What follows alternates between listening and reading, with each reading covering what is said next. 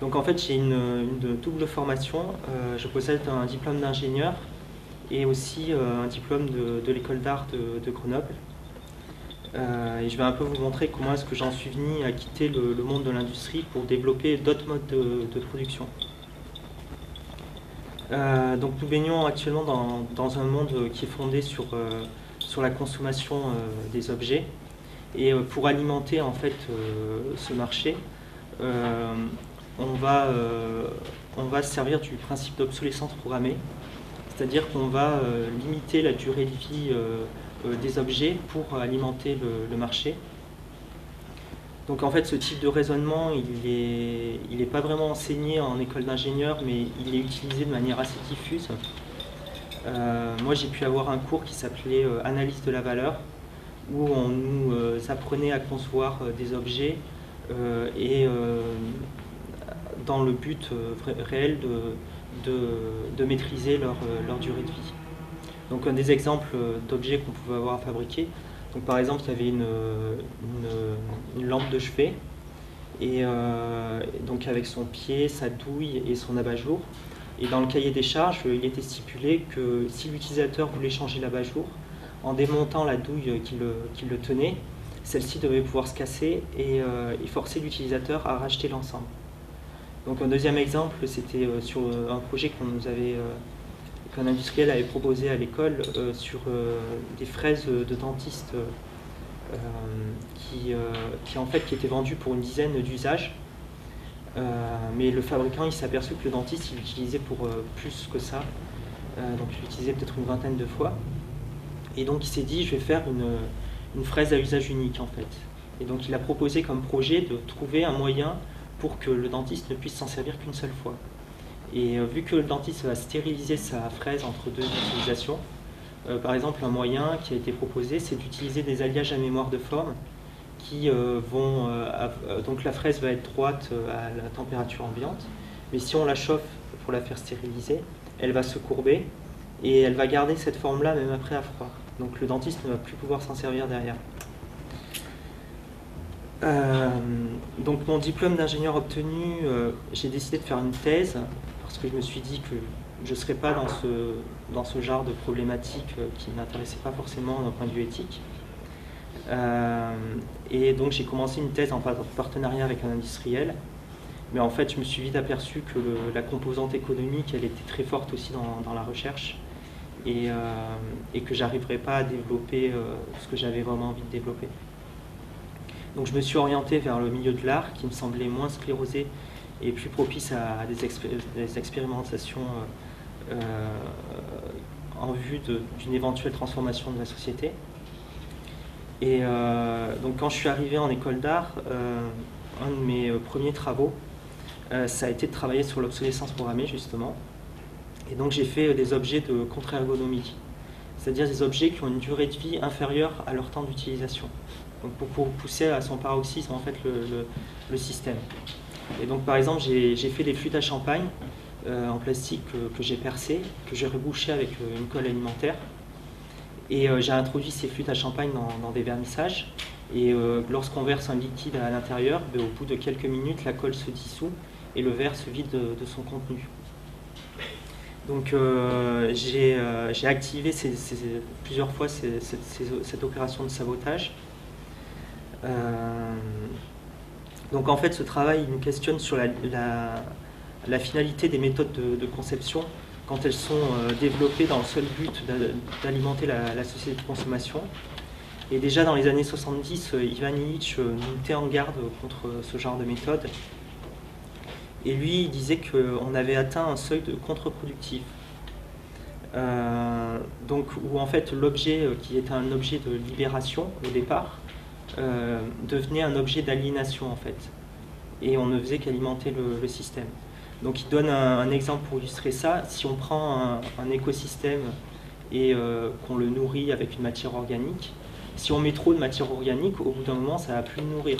Par exemple, si une usine qui déverse des résidus de sauce tomate, au début, ça va nourrir la faune, et puis au bout d'un moment, l'acidité de l'eau, elle va changer, et ça va tuer l'écosystème.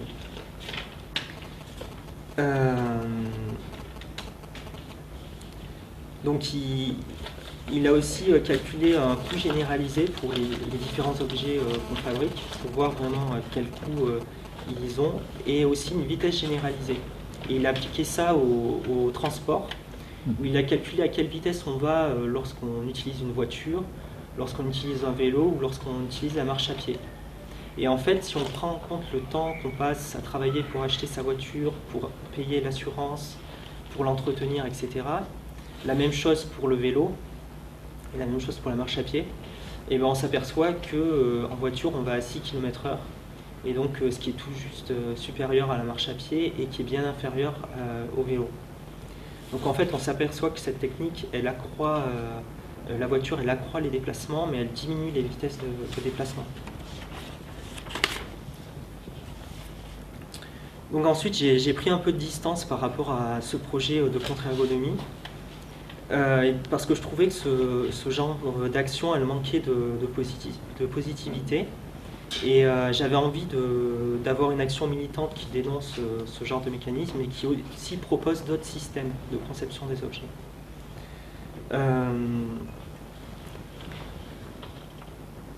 Donc je me suis interrogé sur qu'est-ce qui me gênait le plus dans mon rapport aux objets. Et en fait, ce qui me gêne le plus, c'est l'abstraction qu'on peut avoir par rapport aux objets qui nous entourent. Donc en fait, le fait qu'on ne sait pas comment est-ce qu'ils ont été fabriqués, par qui ils ont été fabriqués, dans quelles conditions sociales, dans quel lieu, avec quel type de matériaux, etc. Et donc je me suis dit que pour lever cette abstraction-là, je vais me mettre à fabriquer les objets dont j'ai besoin plutôt que de les acheter.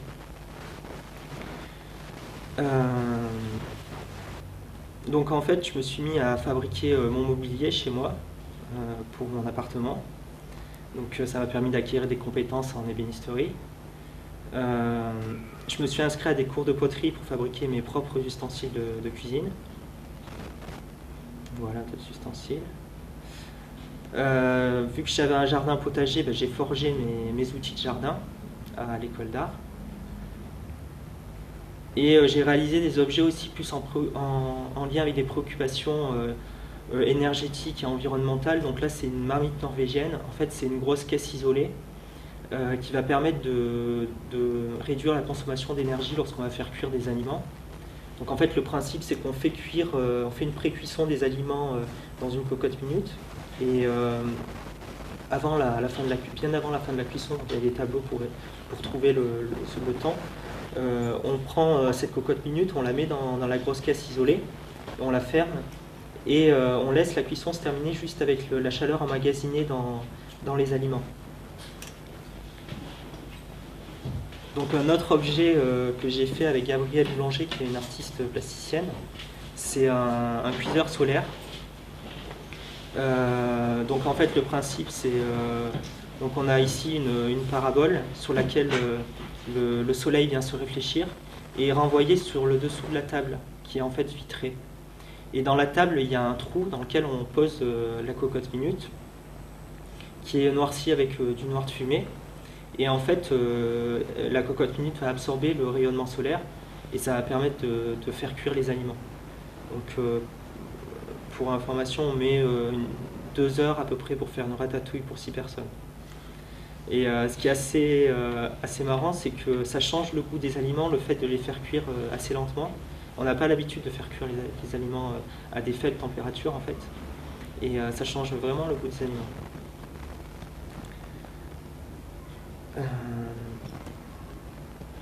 Donc il y a d'autres artistes qui travaillent sur ce genre de problématiques-là, sur fabriquer des objets qui ont un impact direct dans notre quotidien.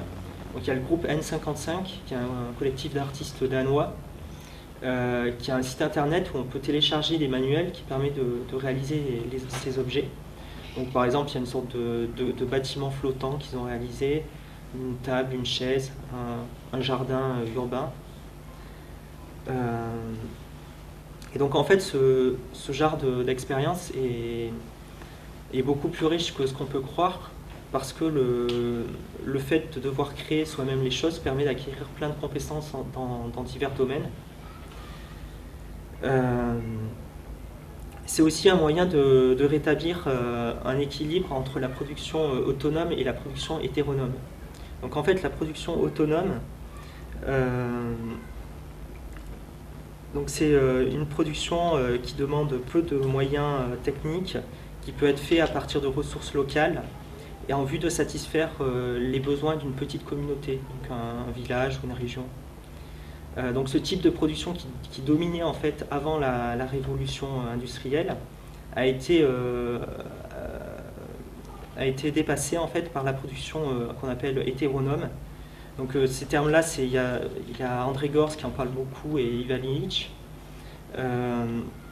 Et donc André Gorz par production hétéronome, il entend une production qui demande beaucoup de moyens techniques, donc des capitaux importants, ainsi qu'une main-d'œuvre importante soumise à une division du travail poussée, qui réduit les savoir-faire et qui enlève bien sûr toute l'autonomie que les travailleurs d'antan, les artisans pouvaient avoir.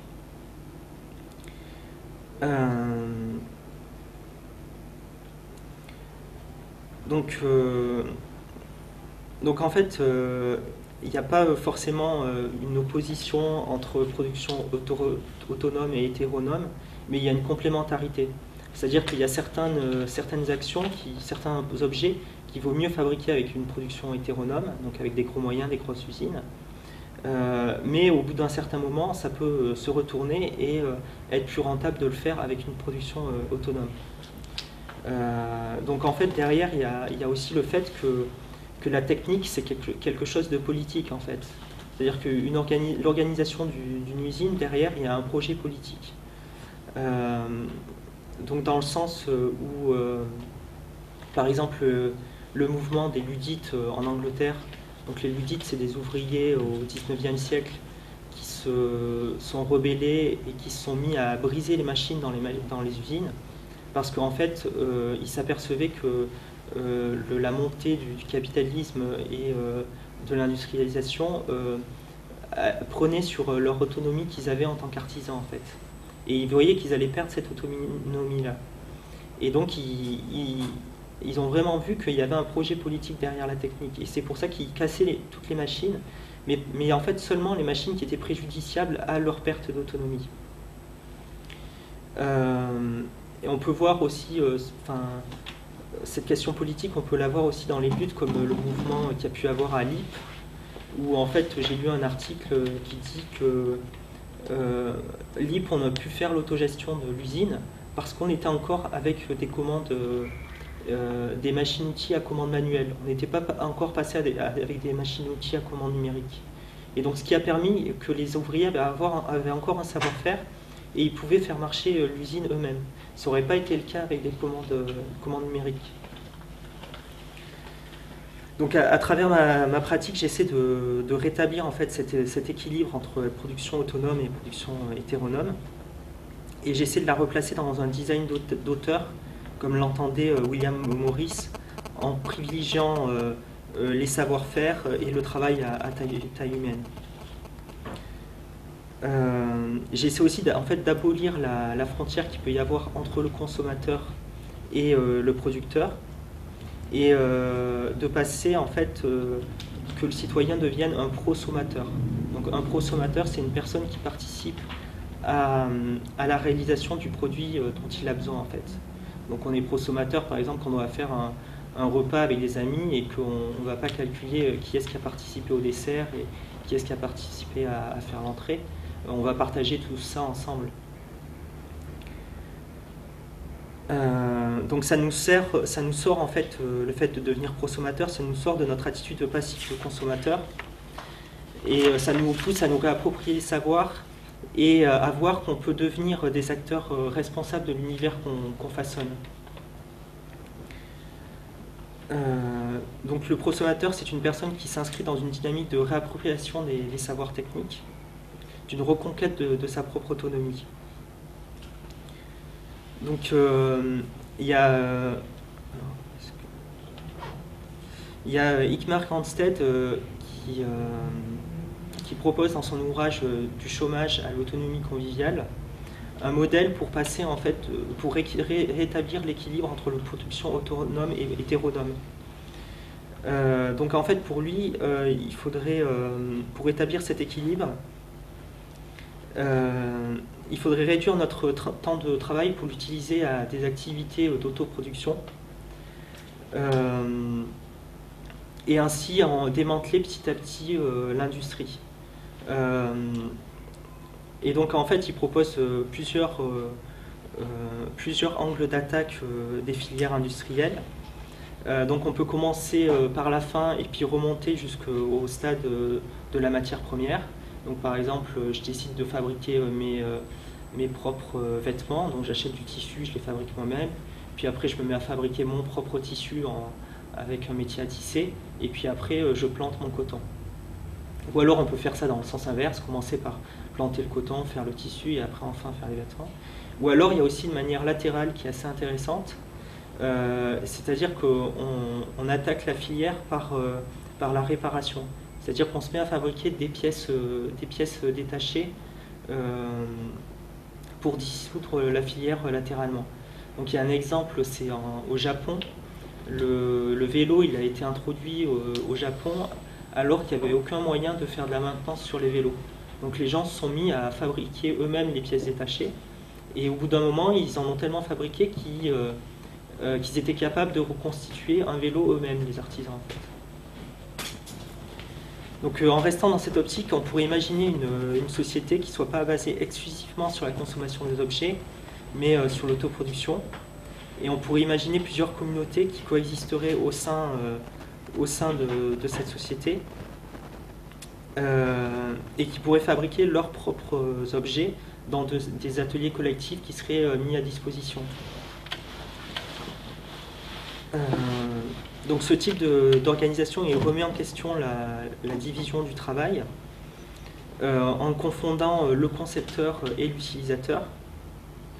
Donc chaque communauté serait autonome, mais chaque communauté pourrait avoir une production spécifique, elle pourrait quand même échanger avec d'autres communautés, tant que ça ne remet pas en question l'autonomie de la communauté.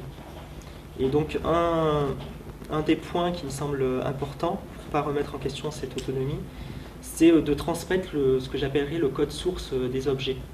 C'est-à-dire par code source, donc je fais référence au logiciel libre, donc un logiciel libre, c'est un logiciel qui est donné avec son code source, donc avec le programme qui va permettre de comprendre comment est-ce qu'il fonctionne, qui va permettre de modifier ce programme, de le diffuser à d'autres personnes, puis de le compiler aussi et de l'utiliser. Donc contrairement au logiciel propriétaire, où on n'a pas accès au code source, donc on ne peut pas voir comment est-ce que le programme fonctionne, ni le modifier, ni le diffuser. Et donc dans le cas des objets, en fait le code source des objets, ce serait toute une documentation sur la conception des objets. Donc comment est-ce qu'on a conçu notre objet, pourquoi on a écarté tel ou tel choix technologique, qui se suivrait par une phase de plan de l'objet. Et puis une phase réalisation où on donne les choix techniques aussi pour la réalisation, et ainsi que tout un mode opératoire qui permet aux gens de réaliser eux-mêmes ce genre d'objet. Et enfin, il y a une phase qui me paraît importante, c'est de faire une phase d'optimisation aussi, où on met en avant autant les avantages que les inconvénients des objets. Parce que contrairement au modèle marchand où on va juste montrer les avantages de notre objet qu'on veut vendre, dans ce cas-là, les inconvénients ou les problèmes, on va dire, deviennent des ressources pour d'éventuelles améliorations. C'est-à-dire que si on sait que la personne a buté sur tel problème, ben on va pouvoir travailler dessus et puis en retour, on va pouvoir lui dire, ben voilà, moi j'ai trouvé telle solution.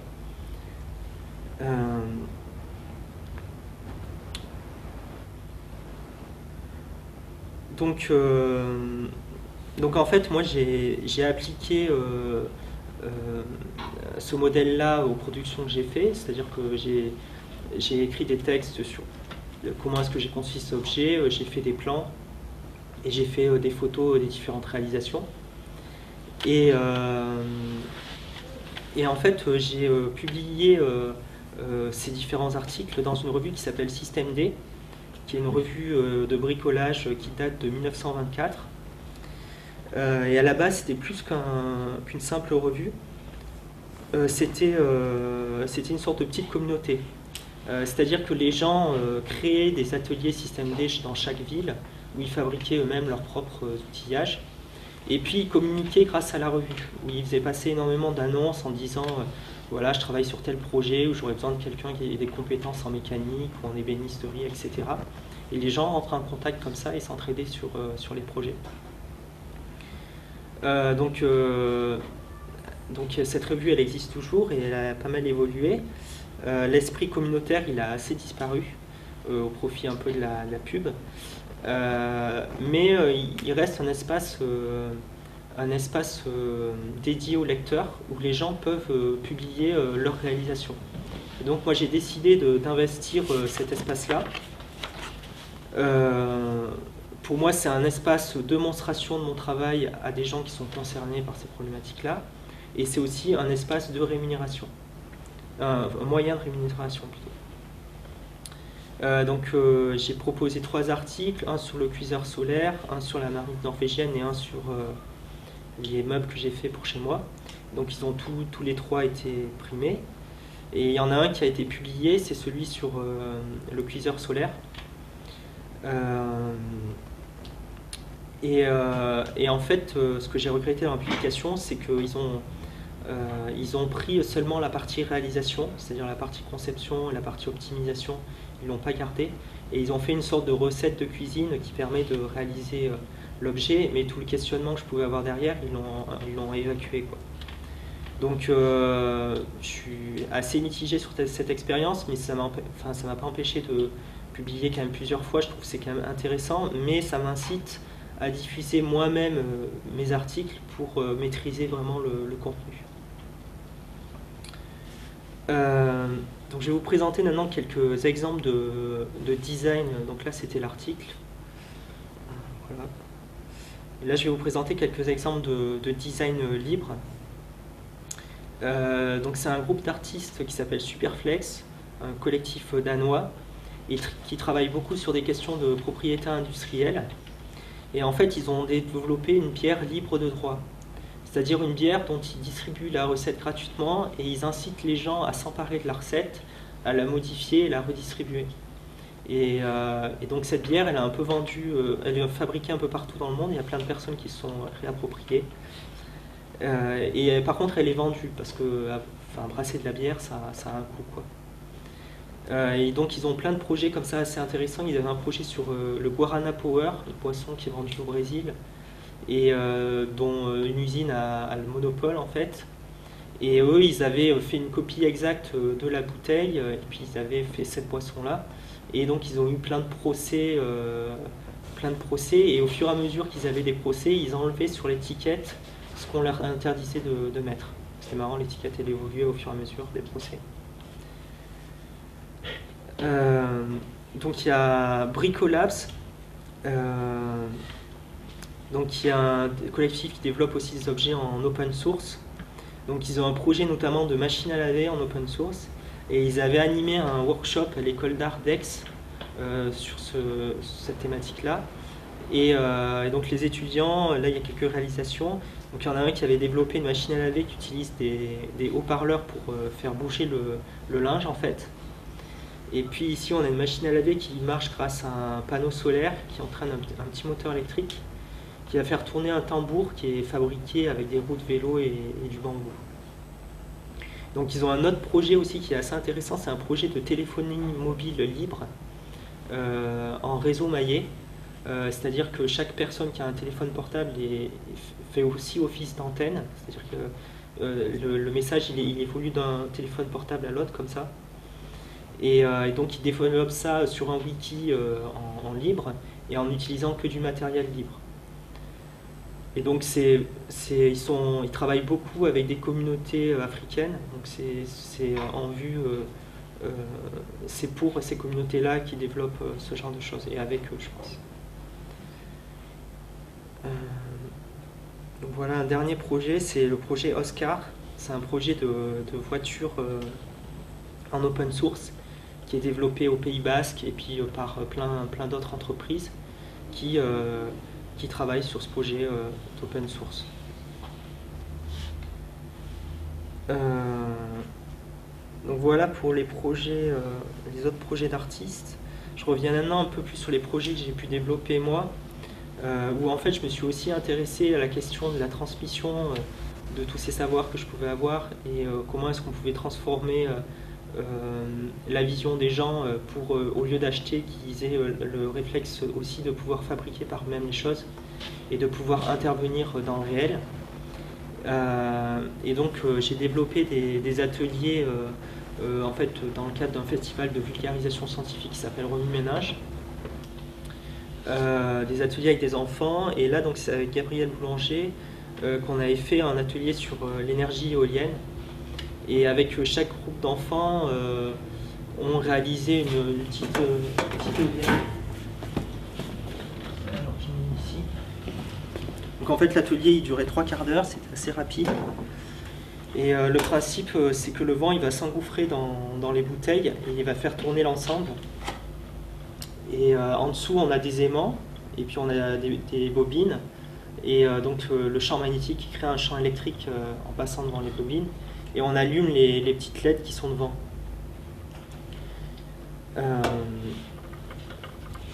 Et donc avec chaque groupe d'enfants on réalisait une petite éolienne comme ça, et dans le but de faire une sorte de grande sculpture éolienne qu'on devait installer après sur le campus universitaire.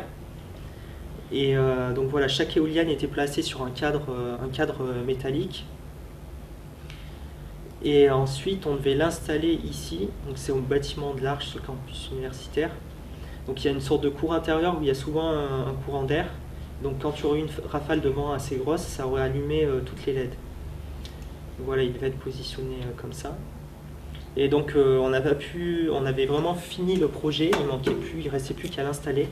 Ce qu'il y a, c'est qu'on a changé d'interlocuteur entre-temps à la fac, et la personne qui est arrivée à ce poste-là ne voulait plus l'installer, et donc du coup on n'a pas pu l'installer. Donc un autre projet que j'ai développé avec Adèle Perron, ici présente, où on avait travaillé sur l'architecture bioclimatique. En fait, on avait fait une sorte de tapis de jeu où on avait différentes conditions climatiques suivant l'endroit où on voulait s'implanter, différents taux d'humidité, du vent ou pas du vent, on était en montagne ou on était au bord de la mer. Et donc les enfants choisissaient un endroit où ils voulaient s'implanter. En fonction des conditions qu'ils avaient, ils devaient construire une maquette de maison bioclimatique.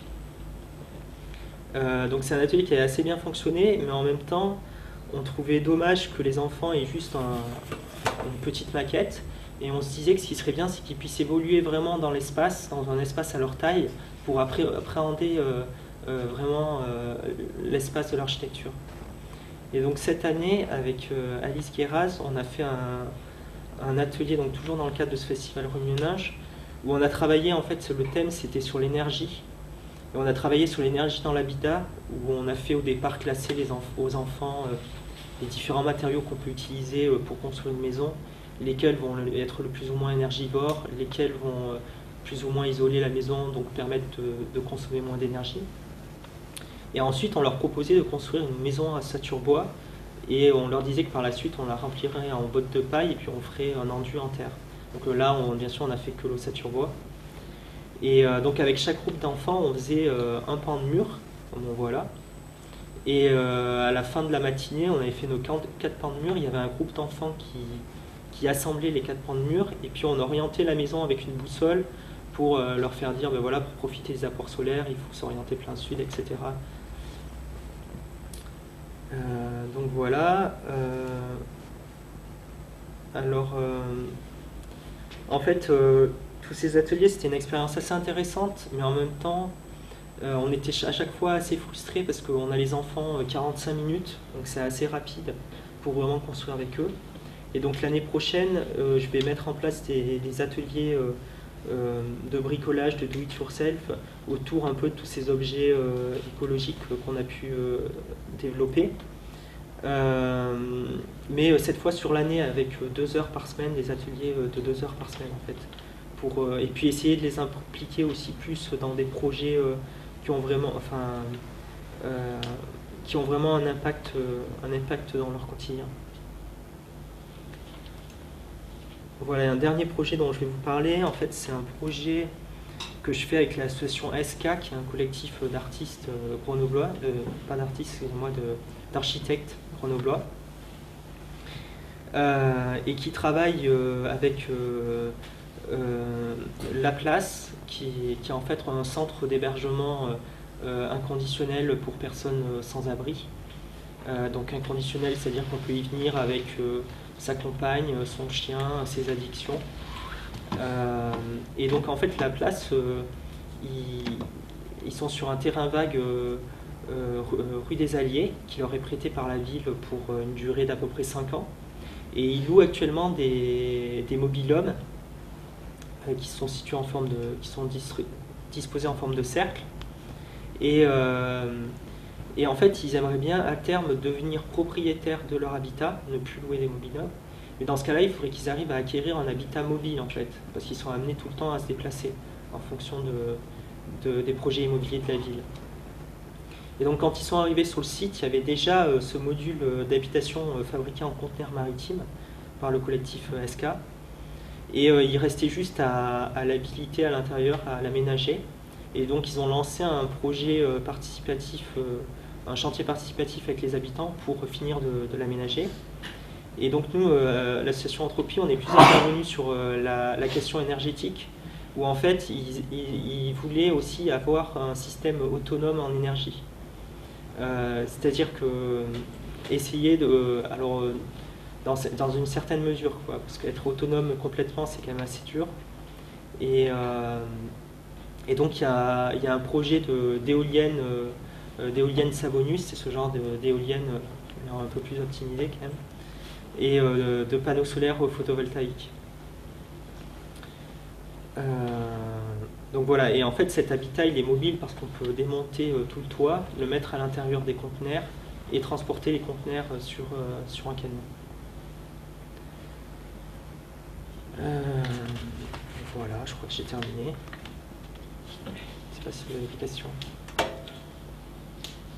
Le toit, il a une fonction particulière pour mettre des panneaux solaires? Pardon? Le toit, il a une fonction particulière, c'est pour mettre des panneaux solaires? Non, en fait, le toit, l'avancée du toit, il était calculé pour qu'en été, l'ombre tombe juste au ras de la porte, en fait, pour pas que le soleil rentre. Donc, pour se protéger des apports solaires. Donc, c'est une application du principe de bioclimatique, d'architecture bioclimatique.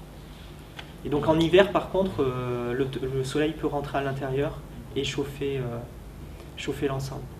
Donc il y avait notamment, mais ça a été abandonné, à un moment on voulait faire un mur d'eau, c'est-à-dire faire un mur avec des barils remplis d'eau devant la baie vitrée côté sud.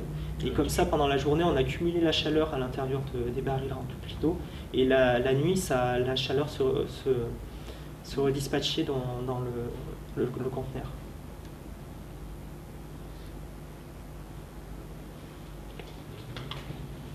Quels sont les prochains projets? Pardon? Les projets maintenant? Alors les projets, donc là j'ai travaillé pour une amie qui voulait faire une sorte de roulotte pour faire des ateliers avec des enfants. Elle travaille sur l'édition en fait. Donc on a fait une roulotte qui se met à l'arrière d'un vélo et puis qui se déplie et qui fait atelier après.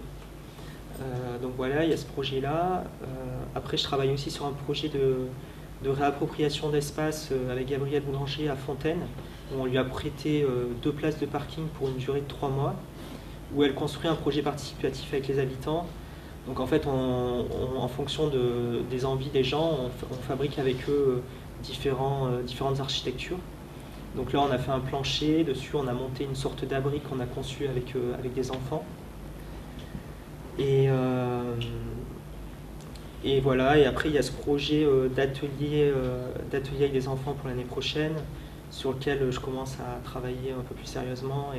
Donc j'ai trouvé un local déjà, des gens qui veulent bien me prêter un local quelques heures par semaine pour faire ces ateliers-là. Et puis après, il va falloir que je trouve des financements pour pouvoir les mettre en place. Puis, comment ils réagissent les enfants? Ils aiment beaucoup, hein. Ils aiment beaucoup qu'on les fasse bricoler. Enfin, je trouve que les ateliers fonctionnent assez bien quand même. Ouais, globalement, il y a de bonnes réponses, quoi. Après, c'est pas forcément évident on peut le faire ça qu'en groupe restreint, parce que dès qu'il y a beaucoup d'enfants, c'est vite dangereux, quoi. Donc, par exemple, là, on travaille souvent, on était 2 pour 6 enfants. Donc, 1 pour 3 enfants, c'est assez confortable, quoi. Mais quand on les fait scier, quand on leur fait faire des choses un peu dangereuses, il faut être à côté, quoi. Mais le fait qu'on leur donne cette responsabilité, et tout, qu'on les responsabilise vraiment, ils sont contents, quoi. Ils se sentent vraiment valorisés, quoi. Parce que moi j'aime beaucoup le principe dans le do-it-yourself de circulation, comme tu voulais faire, de faire un cahier des charges, mais plutôt de comment réussir à refabriquer soi-même l'objet avec les modèles, les choix, les erreurs qu'il ne faut pas faire ou qu'on peut se permettre d'essayer de faire en fonction des conditions. Enfin, tout ce que ça constitue, une sorte de super mode d'emploi pour que chacun puisse posséder et avoir la capacité de faire l'objet. Et je me dis que si c'était quelque chose qu'on pouvait enseigner dès la primaire, peut-être, aux enfants, ça pourrait avoir une influence plus grande Tout à fait, ouais. comme phénomène. Et puis le désir de ne plus avoir besoin de consommer puisque les compétences sont acquises assez tôt. De chacun en plus. Ouais, mais c'est dans le cadre, c'est dans cette optique-là que je fais un peu ces ateliers-là, quoi. J'imagine. Donc après, j'aimerais bien, par exemple, j'aimerais bien les faire travailler à la place, en fait, qu'il y a un croisement entre ces ateliers et ces personnes sans domicile fixe. Et par exemple, en commençant par réaliser des choses assez simples, style j'avais pensé faire un composteur pour faire du compost, tout simple en bois, quoi. Et en fait, essayer de les impliquer comme ça dans des actions et qu'ils voient que ça a vraiment un réel impact pour les gens, quoi. Peut-être que l'enseignement privé aussi, c'est plus, certains sont plus ouverts actuellement à ce genre d'atelier. Alors moi je sais que je connais des écoles privées qui ont une façon un peu différente parfois de proposer un enseignement et qui peuvent se tourner vers ça, les écoles Steiner par exemple. Oui, je pense tout ce qui est école Steiner, Montessori, c'est bien dans cet esprit-là, assez manuel, quoi. C'est sûr que c'est bien, il faut proposer d'autres. Après, moi, je me suis pas mal intéressé à la pensée de Maria Montessori, un peu aussi à Freinet. Donc, notamment, je pense essayer de développer un peu des trucs autour de l'édition dans ces ateliers-là. On ferait en fait un kit pour faire de la sérigraphie, un tout petit kit qui permet de faire juste du A3. Et en fait, qui après eux-mêmes, ils fassent les affiches, par exemple, pour une expo qu'ils feraient eux, quoi. Qui boucle un peu comme ça le processus.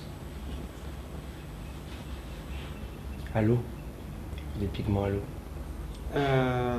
Avec la sérigraphie ? Ouais, alors il y a les encres à l'eau. Après, le gros problème, c'est l'écran. Tu utilises des produits un peu dégueulasses. Et il n'y a pas trop de moyens de substitution, quoi. Moi, je fais la sérigraphie avec uniquement des produits à l'eau. Ah ça oui, marche bien. même au niveau de l'écran ? Ouais. D'accord, il faudrait que tu me dises ce que tu utilises. Donc après, dans les projets aussi, j'essaie souvent d'avoir... il y a souvent une dimension écologique comme ça, où j'essaie d'utiliser des produits, on va dire entre guillemets, propres. Mais bon, en fait, par exemple, on peut voir l'évolution au début, le cuiseur solaire, en fait, c'est un des premiers objets que j'avais fait. Donc je l'avais peint en blanc et tout, j'avais du contreplaqué fait en bois exotique et tout. Là déjà, j'ai pas peint, j'ai juste passé de l'huile de lin en fait. Et bon, c'est encore du contreplaqué en bois exotique. Mais j'avais quand même fait la démarche de chercher du contreplaqué qui soit pas du contreplaqué en bois exotique. Et là, pour la carriole qu'on a fait avec Alice, on a trouvé du contreplaqué en bois de bouleau pour le faire. On avait carrément trouvé un matériau qui s'appelle du PXD. C'est un matériau qui est en fait fait avec de la sciure de bois compactée, mais sans colle. Mais en fait, il n'était pas assez résistant mécaniquement. Donc il y a toujours un peu un souci comme ça, une sorte de recherche, que ce soit sur les matériaux ou les produits de finition, essayer d'avoir une certaine cohérence par rapport à une vision écologique. Mais on est obligé à des moments de faire des compromis, quoi. Et la récupération ? Moi, la récupération, en fait, je suis assez critique là-dessus, dans le sens où je trouve que ça s'appuie trop sur la société de consommation et sur le fait qu'on est dans une société où il y a plein de déchets. Donc pour moi, c'est pas une fin en soi, ça peut être un moyen de faire des choses pas chères. Donc voilà, c'est un peu... ce projet, en même temps, j'ai une activité où je suis prof vacataire dans un lycée aussi, donc je ne consacre pas 100% de mon temps. Et ce qui fait que ça traîne un peu, mais ça devrait se faire. Ouais. Et tu connais pas des banques, par exemple sur internet, des espèces de sites justement, ou des gens, on va dire, participatifs de design ou justement de construction? Il y a un site internet qui s'appelle On peut le faire, où il y a pas mal de ce genre de choses. Donc j'ai hésité des fois à mettre des articles sur ce site internet. Il y a un besoin de communication et de véhiculer ces données quand même. Tout à fait, ouais. Ah oui, oui. Et entre autres, Internet est une solution, mais Internet c'est un système industriel aussi. Ben après, c'est comme je disais tout à l'heure, c'est que... Il y a de l'open source et que... Oui, et puis c'est que en fait, c'est pas, comment dire, c'est pas être contre la technique.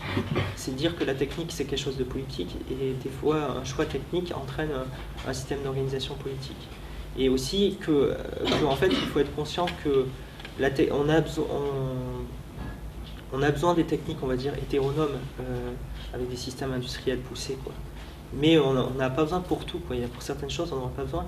Et en fait, toutes les avancées techniques et scientifiques, on aurait très bien pu les utiliser pour faire des outils autonomes. Pour en revenir aux objets, est-ce que tu as calculé en fait le coût? Parce que je suis en train d'y penser, mais c'est vrai qu'après il y a le fait que toi tu as appris à le faire et que tu le transmettes.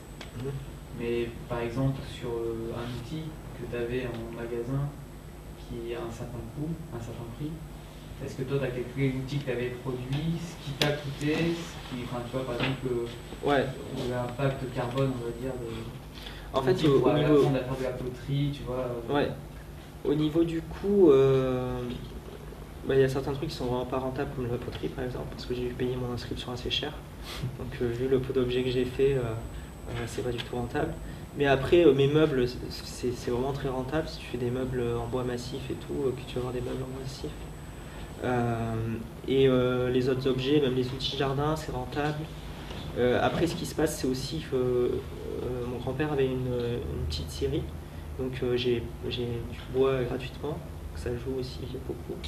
Mais c'est vrai que si tu dois acheter toutes les matières premières et tout, il y a des moments où ça devient plus vraiment rentable. Si tu comptes ton travail, certaines choses, ça devient pas rentable. Mais par exemple, construire sa propre maison, il y a des gens qui font une maison sans compter le prix du terrain avec 20 000 euros. Une maison qui en vaut 200 000. Donc là, c'est vraiment rentable, quoi. Donc là, il y a un problème sur la question de la valeur, c'est-à-dire c'est pour ça que enfin, ça développe d'autres valeurs, ça développe des valeurs d'apprentissage, des valeurs d'échange avec. Donc ça veut dire sortir de cette stricte comptabilité qui est purement sur la production d'un objet. Ouais, mais du coup c'était parce que Christophe, lui, c'est Christophe André, designer militant, donc ça veut dire que lui il apprend pour le transmettre. Je veux dire que l'idée c'est une fois qu'il a transmis à quelqu'un qui est plombier et qui dit tiens je vais fabriquer ma bêche, est-ce que pour lui se fabriquer une bêche ça lui reviendrait, est-ce que ce serait plus avantageux pour lui économiquement? Tu vois ce que je veux dire? Oui, mais je crois que ce qui me semble intéressant, c'est de sortir d'un rapport justement uniquement consommateur aux objets et comme sortir du commerce purement quantitatif pour réintroduire du symbolique dans les échanges commerciaux. Du qualitatif, et quand tu parles de le gars qui est plombier, si depuis des années il fait de la plomberie, d'un seul coup faire autre chose à côté, même s'il utilise certains savoir-faire, mais du coup ça change, ça casse aussi. Parce que tu avais, après, quand la rentabilité, ça veut rien dire, quoi, parce que si tu passes des heures par semaine, comme c'est le truc d'Ivan Illich là sur le transport, si tu te fais chier, pour parler comme ça, pendant des jours et des jours pour payer ta voiture, pour pouvoir aller à Saint-Jacques-de-Compostelle, par exemple, qui est un truc au hasard, et qu'au lieu de ça, tu travailles pas pendant des jours, mais tu marches d'ici jusqu'à Saint-Jacques-de-Compostelle, et ben, tu vois, t'imagines, essaie d'imaginer, c'est différent que d'aller faire, je sais pas, vigile, caissière à supermarché ou dans la police ou je sais pas, n'importe quoi. Dans ton temps libre, justement, tu dois te faire chier à fabriquer tes outils, tu vois. Si tu rentres chez toi et que tu dois attendre 2 heures le temps que ta ratatouille cuise, enfin, tu vois, concrètement, ça applique aussi ce truc-là. Mais il y a de comment tu peux vraiment l'appliquer. Mais ça, c'est chacun qui choisit. Parce que toi, combien de fois on entend des sociologues qui disent oui, les gens visent plus, ils regardent les conneries à la télé, mais ouais, mais quand tu fais un boulot physique, enfin là, je ne sais pas pourquoi je vais parler ça, mais un prolétaire de base, on va dire, il peut pas lire un livre en sortant du travail. Il va pas la tête à ça. Pas sûr. Ça, c'est ton idée. Est-ce que je vais expérimenter comme ça? Mais t'as des gens aussi qui lisent pas, qui gambergent, qui pensent. Non, mais là, je sais pas pourquoi on arrive à ça, mais c'est juste par rapport à ce truc-là de l'investissement de temps. Mais si on regarde en fait si on regarde, pour répondre un peu à ta question, les sociétés qui étaient basées en fait sur l'autoproduction par rapport à nos sociétés actuelles, en fait on travaille beaucoup plus qu'avant. C'est-à-dire qu'avant, ils travaillaient 4 à 6 mois, on va dire la période de printemps-été, et après l'hiver, qu'est-ce qu'ils faisaient? Ils disaient qu'ils allaient placier, ils allaient chez les voisins, ils allaient parler avec eux, quoi. Parce qu'ils n'avaient rien à faire l'hiver, il fallait se détendre et faire ce qu'ils voulaient, quoi. Et en fait, on travaille beaucoup plus que nos ancêtres, qui avaient une société basée sur l'autoproduction. Oui, mais bon, à ça, on pourrait opposer que les techniques s'accroissent bien plus rapidement qu'avant, enfin, on en tire un certain profit de cet accroissement de travail dont on a une certaine satisfaction. Évidemment, on s'auto-contraint à travers la voiture. Dans le système, on observe que finalement, ça devient un ralentissement presque de notre quotidien. Mais il semble qu'on en tire suffisamment de profit à un moment pour qu'on continue ce système-là, je pense.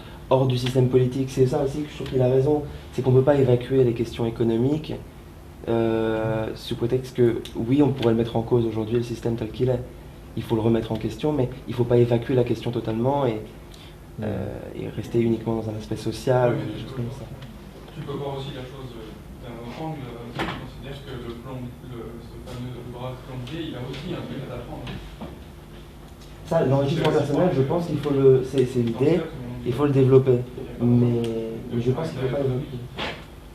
Tu as besoin de tout en fait. Enfin, tu peux pas effondrer le plombier, il va peut-être pouvoir t'apprendre quelque chose, mais de la plomberie, si toi tu t'en fous de la plomberie, et pourtant tu as un service à lui demander. Oui, mais peut-être que s'il y a suffisamment de monde, ce plombier il a appris quelque chose à quelqu'un qui lui-même va pouvoir faire publier cette connaissance et t'apprendre encore Il existe des sites sur Internet qui te proposent justement ces échanges.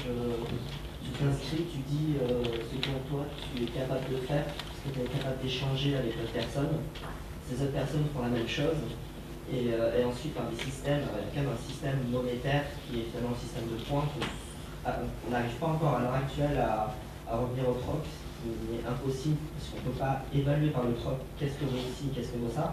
Donc ici, un système de points, et par ce système de points, tu peux demander à quelqu'un, qui peut être même ton voisin, de faire la plomberie, et toi, par exemple, en échange, tu feras ton repassage, des choses comme ça.